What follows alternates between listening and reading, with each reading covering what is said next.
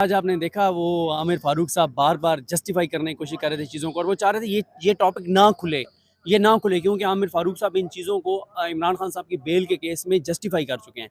तो वो चाहते थे ये टॉपिक ना खुले और पहली बार मैंने तो सुना है कि वो ये कह रहे हैं कि बुकलेट उनको दिया गया था। आप लोगों ने मांगा था बुकलेट? हमने मांगा था, आपको बल्कि नहीं दिया जो गया था? हमने फाइल की थी एप्लीकेशन, उसमें हमने क्योंकि चीफ जस्टिस साहब ने अपने फैसले के अंदर खान साहब के उसमें ये लिखा था कि उसने कुछ लाइनें जिक्र की थी उस बुकलेट के अंदर से, तो हमने बुकलेट वो मांगी थी। एक बड़ा इंपॉर्टेंट पॉइंट था ना, वो ये था कि जो उनका केस है कि खान साहब ने साइफर में जो बातें थी वो सारी पब्लिक को बता दी हैं। अगर बता ही दी हैं पब्लिक को तो बात खत्म हो गई। अब आप दिखा दें साइफर। और वो साइफर छोड़ें, साइफर गाइडलाइंस की जो डॉक्यूमेंट थी वो तक नहीं दी गई हमें। लेकिन खैर अब आप की मौजूदगी में ये बात करना वो है क्योंकि आप लोग मोहतात हैं और होना भी चाहिए, उस तरह से बात नहीं करते। लेकिन आज आपने देखा वो आमिर फारूक साहब बार बार जस्टिफाई करने की कोशिश कर रहे थे चीज़ों को और वो चाह रहे थे ये ना खुले क्योंकि आमिर फारूक साहब इन चीज़ों को इमरान खान साहब की बेल के केस में जस्टिफाई कर चुके हैं। तो वो चाहते थे ये टॉपिक ना खुले और पहली बार मैंने तो सुना है कि वो ये कह रहे हैं कि बुकलेट उनको दिया गया था। आप लोगों ने मांगा था बुकलेट? हमने मांगा था, आपको बल्कि नहीं दिया जो गया था? हमने फाइल की थी एप्लीकेशन, उसमें हमने क्योंकि चीफ जस्टिस साहब ने अपने फैसले के अंदर खान साहब के उसमें ये लिखा था कि उसने कुछ लाइनें जिक्र की थी उस बुकलेट के अंदर से, तो हमने बुकलेट वो मांगी थी उसका रेफरेंस दे के। साइफर के हवाले से नाज़रीन को बता भी दें कि वो साइफर बुकलेट क्या था। गाइडलाइन से रिलेटेड एक डॉक्यूमेंट है, हमने आज तक नहीं देखा, बट अपेरेंटली गाइडलाइंस हैं जो दी जाती हैं कैबिनेट डिवीजन की तरफ से। उसका जिक्र एक हाई कोर्ट के फैसले के अंदर मौजूद है। हमने उस फैसले का रेफरेंस दे के उनकी कॉपी मांगी थी, इनसे भी मांगी, हमने स्पेशल कोर्ट से भी मांगी थी, हमें नहीं दी गई। तो देखें आज मुझे तो लगता है देखें बड़ी ऑब्वियस बातें हैं इसमें, कोई इस केस में मेरे ख्याल में तो हमें इमोशनल होने की ज़रूरत ही नहीं है, बिकॉज बड़ा सीधा सीधा मामला है। जिस तरीके से बेसिक जिस चीज़ के ऊपर सारा मुद्दा उठाया गया वो डॉक्यूमेंट ही नहीं दी गई। फिर जिस तरह एंड में विटनेसेस की क्रॉस एग्जामिनेशन हुई है और फैसला जिस उजलत में आया है, ये बड़ी बुनियादी फ्लॉज हैं इस चीज़ में। ये तो दो सीनियर जज बैठे हुए हैं, कोई भी जज मुनासिब होंगे तो उस पर फैसला तो एक ही आना है। तैमूर साहब, क्या देखा, क्या आज की प्रोसीडिंग हुई, जरा हमें बताइएगा। देखिए, हमने तो कानून पढ़ के सुनाया, सलमान सफदर साहब ने चलान पढ़ के सुनाया, चार्जशीट पढ़ के सुनाई। अदालत ने खुद ही सवाल किए कि जनाब जिस डॉक्यूमेंट की बेसिस के ऊपर सज़ाएं दी गई हैं इतनी बड़ी, वो डॉक्यूमेंट कहाँ है और उसमें क्या कहा गया है। तो हमने अदालत को बताया कि जी हमें तो नहीं पता, हमने तो डॉक्यूमेंट कभी ना देखी है, ना हमें किसी ने बताया है कि उसमें एक्चुअली लिखा हुआ क्या है। तो अदालत उस पर बहुत परेशान थी, उन्होंने वो सवाल जो है वो प्रोसिक्यूशन से भी पूछा। तो लगता तो ये है कि अदालत ने खुद ही एक बहुत बड़ी खामी पकड़ ली है।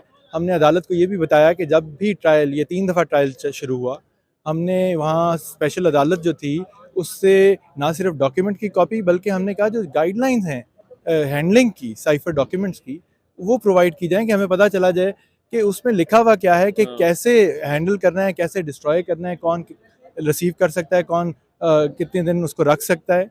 तो हमें वो भी नहीं दी गई थी। तो अदालत ने बहुत बुनियादी सवाल उठाए हैं आज, और अब कल पे समाअत रखती है।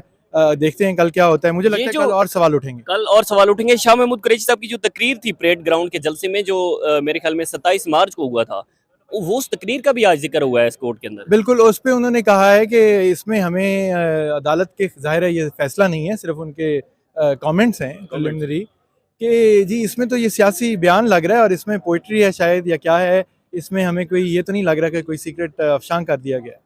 तो देखते हैं कि क्या यानी कि वो जो बहुत बड़ा इल्जाम था शाह महमूद कुरैशी साहब के, शाह महमूद कुरैशी साहब के ज़ाहिर वज़ीर ख़ारिजा थे कि उन्होंने एक पब्लिक के अंदर बात की और आज जस्टिस मियां गुल हसन औरंगज़ेब ने कहा है कि वो हमें तो ये लगता है कि आप कोई शायरी पढ़ रहे हैं, इसका तो कोई सर ही नहीं है, कोई पैर ही नहीं और है। खाली उन्होंने नहीं कहा, देखें जो बाकी सवाल उठाए हैं वो chief justice Islamabad high court ने उठाए हैं कि जी ये वो डॉक्यूमेंट कहाँ है, ये मामला चल कैसे रहा है। चीफ जस्टिस साहब ने ये भी कहा कि जी मवाजना किया गया है, जो ओरिजिनल साइफर डॉक्यूमेंट थी और जो उसको मैनिपुलेट करके एलिजिडली बनाया गया कुछ और बयानियाँ, उन दोनों को कंपेयर किसने किया। तो बात आज प्रोसिक्यूशन के पास कोई जवाब नहीं थे उस चीज़ के, तो देखते हैं। ये जो मीटिंग एक हुई थी और फिर उसके बाद जलसा हुआ था, इसमें भी बड़ा डिफरेंस आज सलमान सफदर साहब ने आज आपने ये अच्छा सवाल किया है। जो मीटिंग थी, क्योंकि वो 28 को हुई थी, जलसा 27 को हो चुका था, तो एफआईआर में तो मीटिंग का जिक्र है, लेकिन उसके बाद जो चार्जशीट वगैरह चलान बना उसमें उसका मीटिंग का जिक्र ही नहीं है। उन्होंने प्रोसिक्यूशन ने ड्रॉप कर दिया है मीटिंग वाला इशू। अच्छा अच्छा, ये दूसरा मामला भी आज अदालत में डिस्कस हुआ कि आजम खान और असद जो हैं, असद उमर साहब, पहले इल्ज़ाम लगाया, बाद में उनको मुल्ज़िम नहीं ठहराया चार्जशीट में। बिल्कुल, ये देखें सवाल उठाए गए क्योंकि 2 लोगों को आगे लेके चला गया जब 4 का नाम था, तो अदालत ख़ैर उस पे भी देख रही है चीज़ों को। बट बुनियादी तौर पे उन्होंने शाह महमूद कुरैशी साहब के मुतालिक तो ये कहा कि इनके ऊपर मेन प्रिंसिपल वाला तो ऑफेंस था नहीं।